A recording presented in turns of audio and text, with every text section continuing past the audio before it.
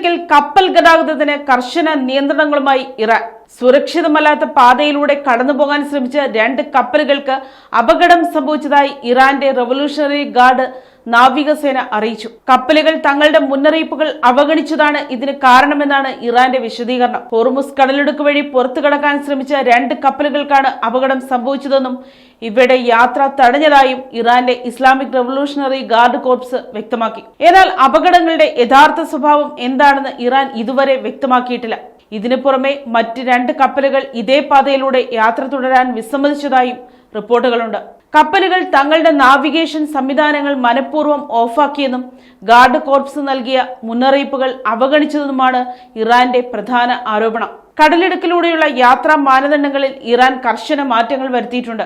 എണ്ണ, പ്രകൃതിവാതകം, രാസവളം എന്നിവ കൊണ്ടുപോകുന്ന കപ്പലുകൾ മുൻകൂട്ടി അനുമതി വാങ്ങണമെന്നും തങ്ങൾ നിശ്ചയിച്ചിട്ടുള്ള പ്രത്യേക പാതയിലൂടെ മാത്രമേ സഞ്ചരിക്കാവൂ എന്നും ഇറാൻ നിർദ്ദേശം നൽകി. മറ്റ് പാതകൾ ഉപയോഗിക്കാൻ ശ്രമിക്കുന്ന കപ്പലുകൾ ഇത്തരം അപകടങ്ങൾ നേരിടേണ്ടി വരുമെന്ന പരോക്ഷമായ മുന്നറിയിപ്പും ഇറാന്റെ ഭാഗത്തു നിന്നുണ്ട്.